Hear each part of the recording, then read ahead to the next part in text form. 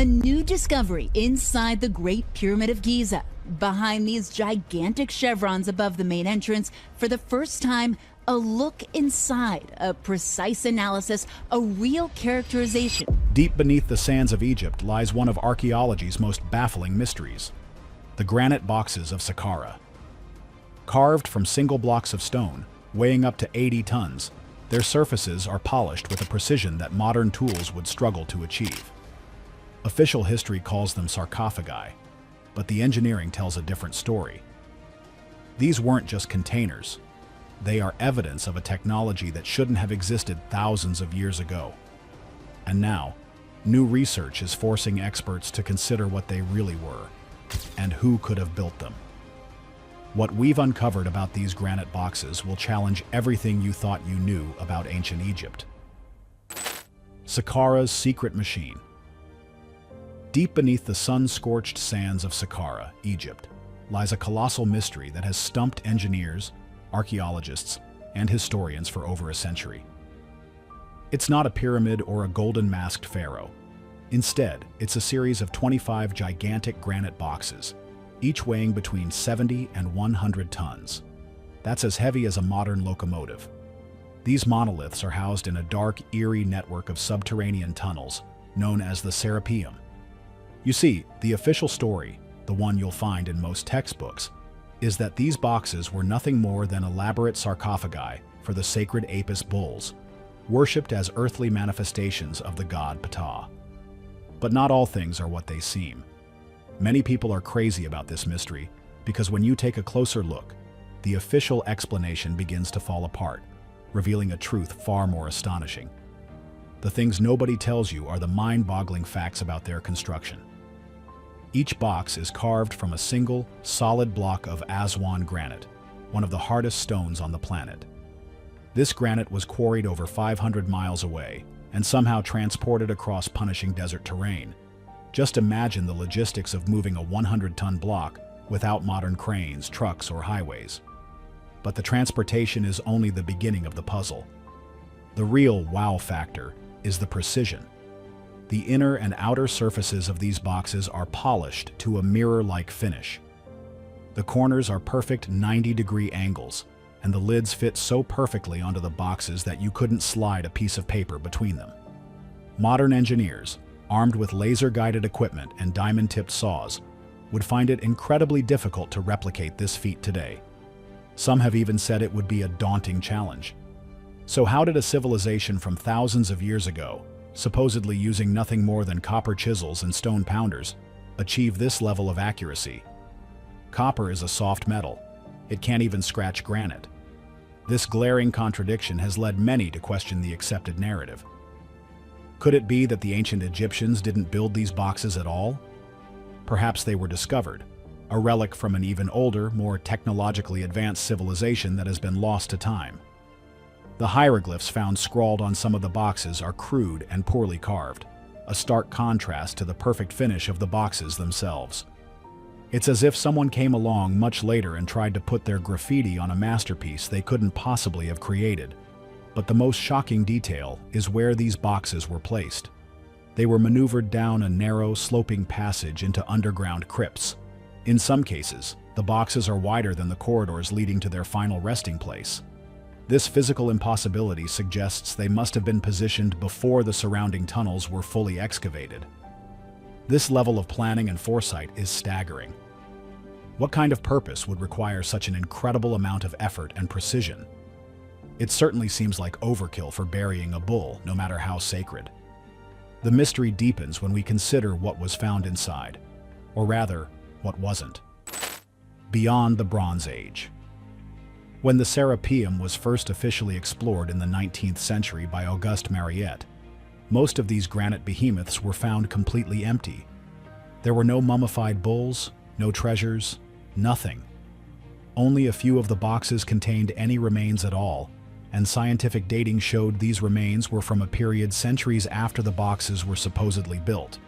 It's like finding a brand new high-tech computer case with a few old dusty vacuum tubes thrown inside. It just doesn't fit. This raises a crucial question. If they weren't sarcophagi, what were they? This is where things get really interesting. Many independent researchers and even some open-minded engineers have proposed a radical new theory. They believe these boxes were not tombs, but were actually pieces of a highly advanced technology. Christopher Dunn, an engineer who has spent decades studying the precision of ancient Egyptian artifacts, has argued that the level of craftsmanship at the Serapeum points to the use of advanced machining. He suggests that the flat surfaces, perfect right angles, and sharp internal corners could only have been achieved with tools that are far beyond the scope of the ancient Egyptian toolkit. We're talking about something akin to modern industrial machinery. The evidence for this isn't just limited to the boxes. Across Egypt, other artifacts have been found that defy conventional explanation. For example, there are granite cores that appear to have been drilled out with a high-speed tool that advance through the rock at a rate 500 times faster than what modern drills can achieve. There's also the infamous schist disc, a circular object with curved lobes that looks remarkably like a modern propeller or flywheel. What were these objects for? The mainstream explanation is often that they were ceremonial, but that feels like a convenient way to dismiss something that doesn't fit the established timeline of human history. The theory goes that these granite boxes might have been part of some kind of power-generating system. Granite is rich in quartz crystals, and quartz has piezoelectric properties, meaning it generates an electrical charge when put under pressure. The massive 20-ton lids of the Serapeum boxes would have exerted immense pressure. Could these boxes have been giant resonating chambers or energy accumulators? Think about it. The Serapeum tunnels have no soot marks on the ceilings, unlike other tombs that were explored using torches. How did the workers see in the pitch-black underground? Some speculate that the technology itself may have produced some form of illumination. It sounds like science fiction, but the evidence carved in stone is hard to ignore. If this was a machine, then who built it, and what happened to them? A drowned world.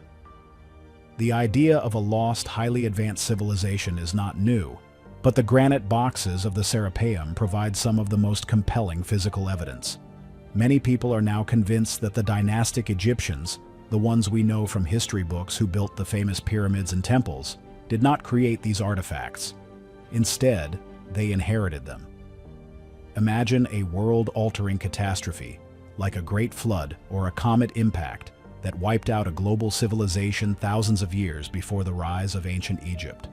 The survivors, scattered and with their knowledge lost, would have been like us today, trying to understand a supercomputer after a global apocalypse.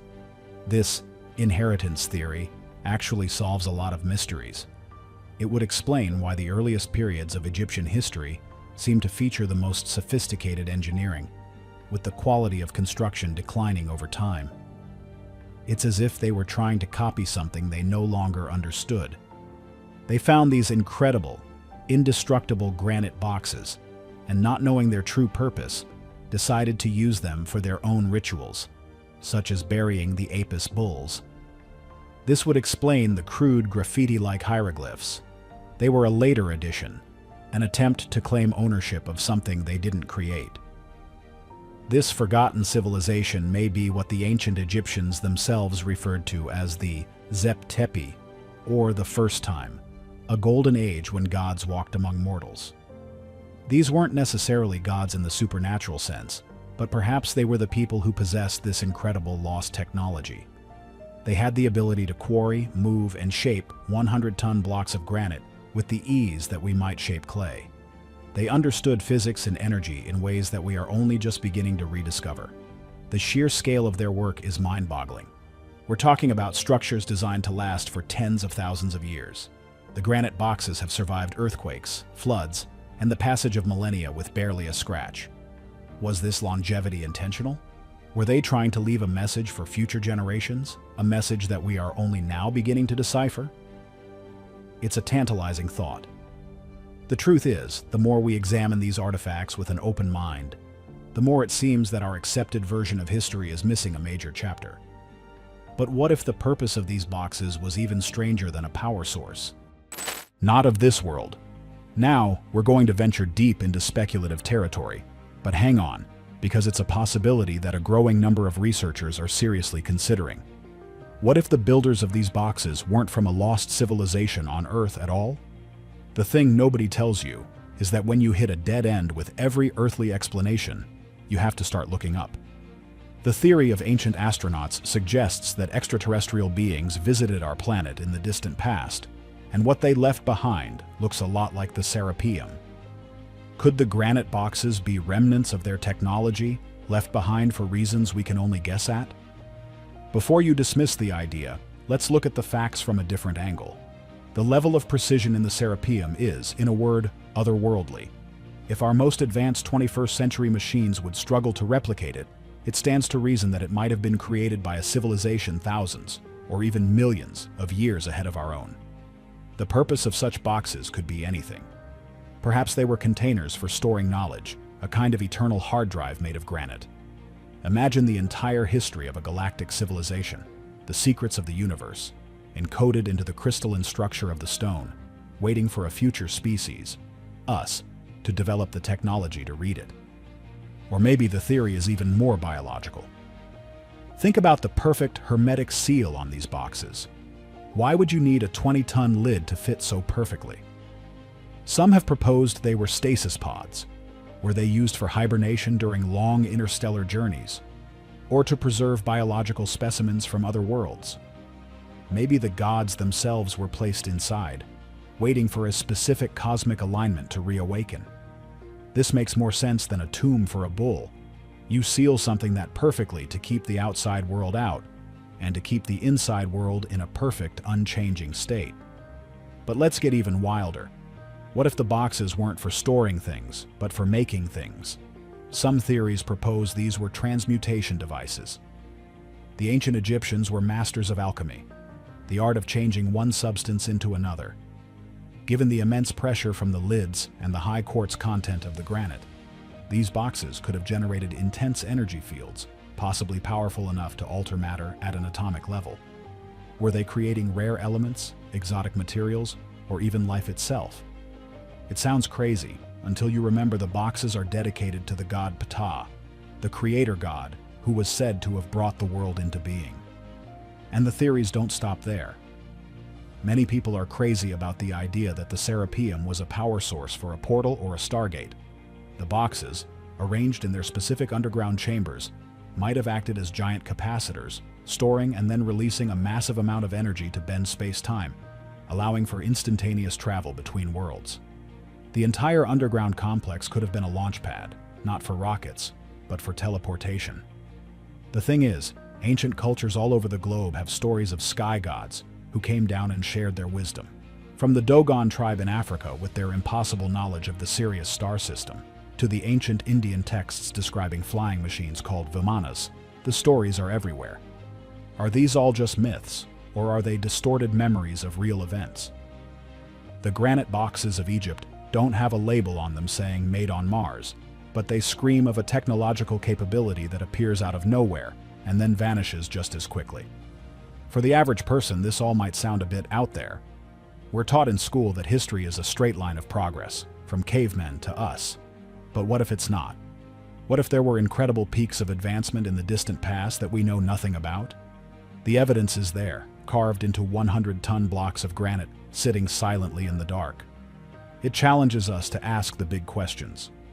Are we missing a key detail? Did all this happen overnight?